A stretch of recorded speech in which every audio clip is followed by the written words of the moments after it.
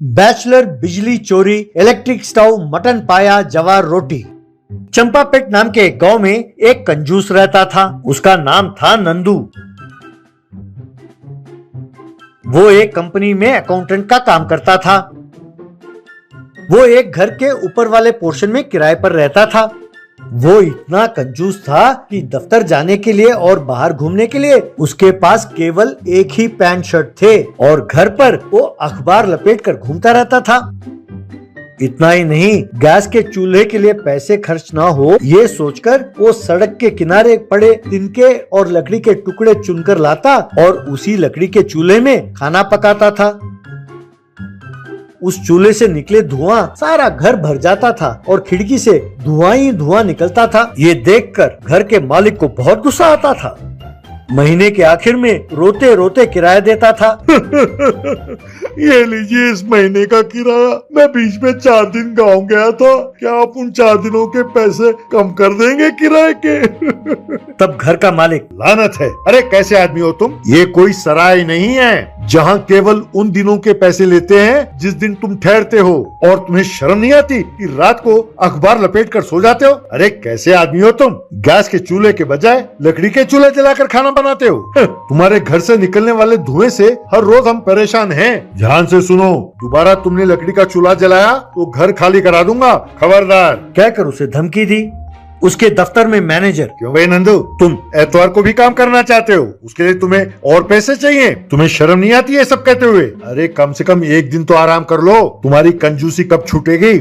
नंदू के घर के पास ही एक करी पॉइंट था। नंदू हमेशा वहीं पर उससे तोलमोल करते हुए करी खरीदता था। वो दुकानदार, अरे भाई साहब, आप तो लगता है कंजूसी के ब्रांड एम्बेसडर हैं। आप हर रोज आकर जो भी करी बच जाता है उसे आप तोल मोल के ले लेते हो मुझसे। भाई साहब कुछ तो शर्म करो। अगर किसी भिखारी को भी मैं दे दूं तो कम से कम मैं पुण्य तो कमाऊंगा। कहकर उसे कोसता था। एक दिन नंदू बैल्कनी पर खड़ा था कि तभी उसने देखा कि खंबे से बिजली का तार उसके घर के ओर लटक रहे थे। तभी उसके दिमाग की बत्ती जली। घर के मालिक ने लकड़ी का चूल्हा जलाने से मना कर दिया है और वो करी पॉइंट वाला मुझे करी देने से मना करता है। अगर मैंने इस तार से बिजली चुराया तो इन सारी समस्याओं का हल मिलेगा। इतना ही नहीं, दफ्तर के काम के बाद मैं भी घर के बाहर करी पॉइंट लगाऊंगा और करीज बनाकर बेचूंगा तो खूब पैसे कमाऊंगा। यूँ सोचकर उसने बिजली के खंबे के तार से अपने घर के तार जोड़े और इस तरह वो बिजली चुराने लगा। फिर घर पर एक इलेक्ट्रिक स्टोव ले आया और उसमें खाना पकाने लगा।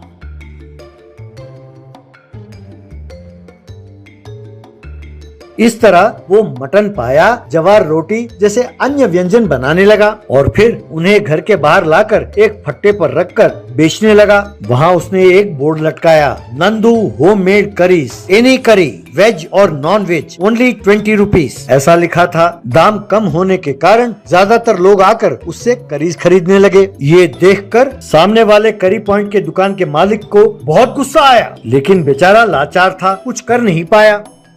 यहाँ नंदू सड़ी हुई सब्जियां, सड़े गले और बेकार के मटन और चिकन, बेकार के कीड़े लगे दाल चावल और आटा खरीदकर घर पे मुफ्त के बिजली वाले इलेक्ट्रिक स्टोव में खाना पकाकर बेचने लगा। एक दिन नंदू बैल्कनी में खड़ा होकर बिजली के तार को चेक कर रहा था। तभी सामने वाले करी पॉइंट के मालिक की नजर नंदू पर पड़ी। उसको शक हुआ तो वो चुपचाप नंदू के घर के पास आया और खिड़की से झांककर अंदर क्या हो रहा है ये देखने लगा। अंदर उसने देखा कि नंदू इलेक्ट्रिक स्टोव पर खाना पका रहा था। यूं उसे बिजली के चोरी के बारे में सब पता चल गया।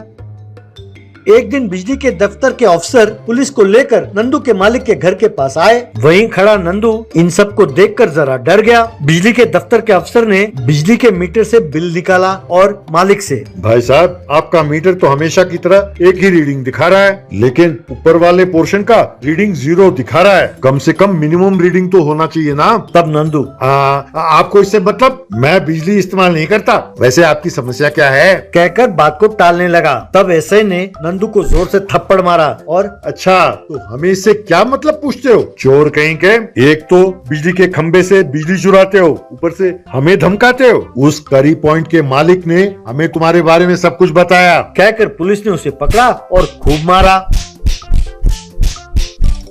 तब नंदू, साहब साहब मुझे छोड़ दीजिए, मैं दोबारा ऐसी गलती नहीं करूंगा। तब बिजली के दफ्तर के अफसर, अरे भैया ये सब नाटक छोड़ो, तुम्हें सिर्फ 5 लाख रुपए का जुर्माना भरना होगा। अब या तो 5 लाख रुपए भरो या फिर जेल जाने के लिए तैयार हो जाओ। अब सोच लो।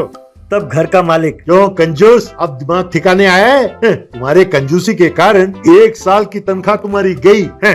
बस नंदू गश खाकर जमीन पर गिर गया।